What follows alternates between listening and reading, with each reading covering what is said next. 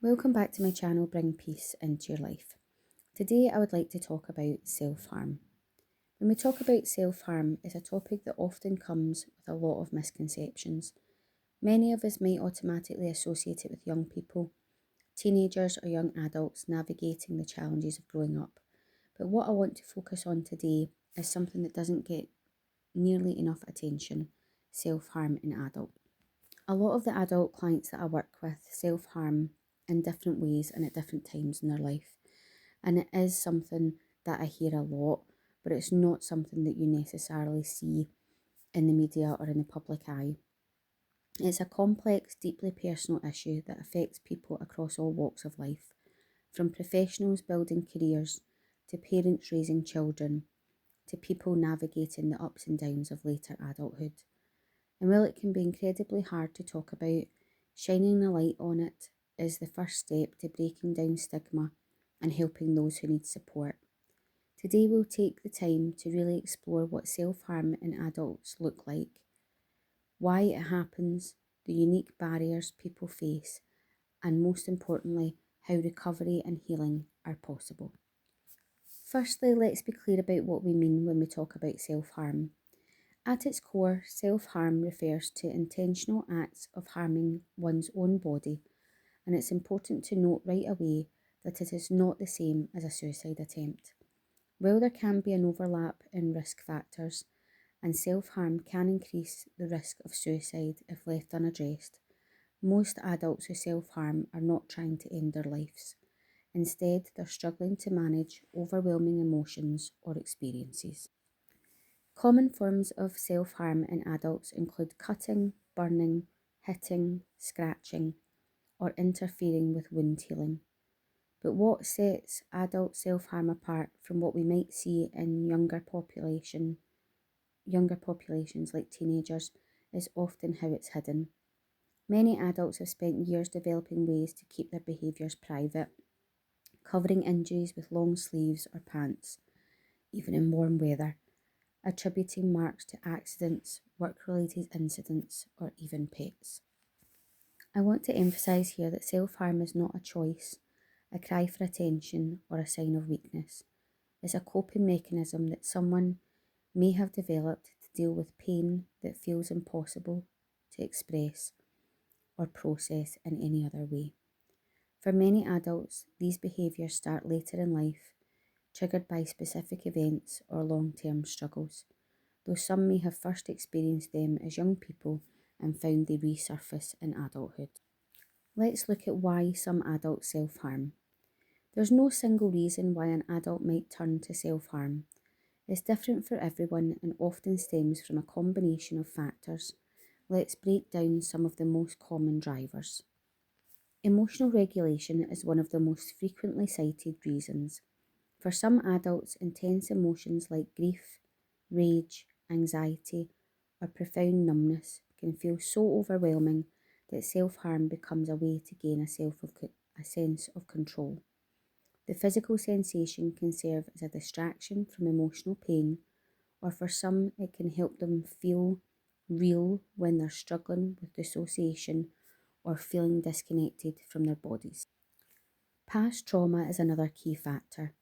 Many adults who self-harm have experienced trauma, whether it's childhood abuse or neglect, or trauma later in life, like sexual assault, domestic violence, or the sudden loss of a loved one. When trauma goes unresolved, it can leave people feeling stuck in cycles of pain, and self-harm may feel like the only way to process or release that stored emotion. Life stressors unique to adulthood can also trigger self-harm behaviours. Think about the pressures many adults face: relationship breakdowns, financial strain, work burnout, caring for ageing parents while raising their own kids, or managing chronic health conditions. These stressors can build up over time, leaving people feel like they have no way to cope. For some, self-harm becomes a temporary release from the constant weight of their responsibilities. Mental health conditions often co-occur with self-harm, though they don't directly cause it. Conditions like depression, borderline personality disorder, post-traumatic stress disorder or PTSD, or obsessive compulsive disorder can make it harder to manage emotions, and self-harm may develop as a way to cope with the symptoms. It's important to note that having a mental health condition doesn't mean someone will self-harm, and not everyone who self-harms has a diagnosed condition. Let's talk about the unique barriers to seeking help for adults. One of the biggest challenges for adults struggling with self-harm is that seeking help often feels more complicated than it might for young people. Let's talk about some of these barriers. Stigma is a huge factor. There's still a lot of misunderstanding around self-harm, and many adults worry about being judged, labelled as unstable, or having their character questioned.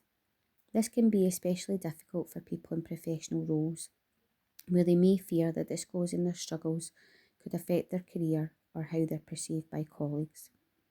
There's also a common belief among adults that they should be able to handle it. We live in a culture that often praises self-reliance and tells adults to keep it together. So admitting that you're struggling enough to harm yourself can feel like a failure. Many adults say they feel guilty for not being able to manage their emotions or worry about burdening their friends and family. Finding appropriate support can also be a challenge. While there's growing awareness and resources for young people who self-harm, fewer providers have specific training in working with adults on this issue. Some adults may have tried to seek help in the past and been met with misunderstanding, which makes them hesitant to try again. And for many adults, there are practical concerns. Parents may worry about how disclosing self-harm could affect their custody or ability to take care of their children. People in relationships may fear their partner will leave them, or that their struggles will put too much strain on the relationship. These factors can be paralysing and make it feel easier to keep things hidden rather than reach out. Let's look at getting support and treatment. The good news is that the recovery from self-harm is absolutely possible, and there are effective ways to help. Let's look at what support can look like. Professional therapy is often the cornerstone of treatment. Several types of therapy have been shown to be effective for adults who self-harm. Cognitive behavioural therapy, or CBT, can help people identify and change negative thought patterns that contribute to their behaviour. Dialectical behavioural therapy, or DBT, is particularly helpful for building skills to manage emotional tolerance to distress and improve relationships. Trauma-focused therapy like EMDR can also be vital for adults working through past traumas that are linked to their self-harm. Therapy in general is really helpful for anybody who is struggling, and especially people who are struggling with self-harm, because the therapist can look at what the issues are, work through them with the person, and then look at healthier coping strategies and ways to manage emotions and overload, and it can be really helpful. So any type of therapy can be really helpful. However, there are certain therapies that have statistical information to say that they can be helpful with self-harm. I myself, I'm a person-centred counsellor, but I have worked with many people with self-harm and suicidal thoughts. I've worked with a lot of people in the past and have actually been a self-harm and suicide counsellor within an organisation that I worked for. So it's about reaching out and getting therapy and support, but you may want to look at certain types of therapy that may fit better for you. It is also critical to seek medical care for any physical injuries. Even if an injury seems minor, it can lead to infection, scarring, or other complications. Many doctors are trained to provide compassionate care for self-harm related injuries and can also help connect you with mental health support. If you're worried about being judged, look for providers who specialise in trauma or mental health. They'll approach your care with empathy and understanding. Peer support can make a huge difference too. Connecting with other adults who have experienced self-harm can help reduce the isolation that often comes with these struggles. There are in-person support groups in many areas, as well as online communities that offer a safe space to share experiences and learn from others who are on the same journey. Just be sure to choose groups that are moderated and focused on recovery. And if you or someone you know is in crisis, helplines are available 24/7.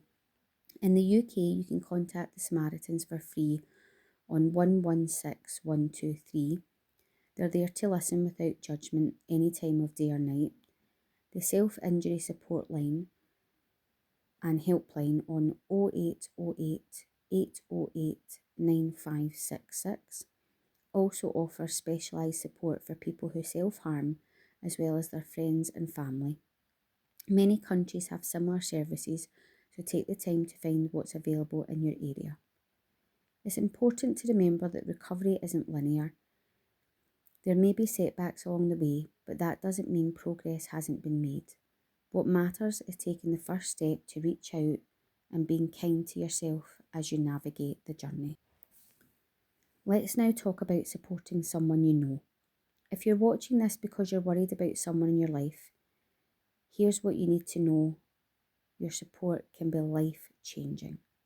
The most important thing is to listen without judgment. Let the person know you care about them, that you've noticed, you're worried, and that you're there to support them. It's important to remind the person that you're supporting that you're there for them no matter what. Avoid asking why they're doing it or tell them to just stop. Instead, focus on validating their feelings and encouraging them to seek professional help.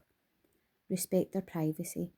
Don't share what they've told you without their permission, and let them take the lead in their recovery journey. Offer to help them find a provider. Go to an appointment with them if they want company, or just be there to talk when they need it. Remember that supporting someone else can be difficult too, so make sure you're taking care of your own mental health and don't be afraid to seek support for yourself if you need it. Self-harm in adults is a topic that is often hidden in the shadows, but it doesn't have to be. By talking about it openly with compassion and understanding, we can help break down the stigma that stops people from getting the support they need. Recovery takes time, but it is possible. No one deserves to suffer in silence, and there is help available. Whether you're struggling yourself or you're worried about someone you know, please know that you're not alone and there is hope for a better future. Thank you for watching today. If this video has been helpful, please consider sharing it. You never know who might need to hear this message. It's been great making a new video for you, and I really hope that this helps you and that helps anyone in your life who's struggling. And I will see you in the next one. Please take care.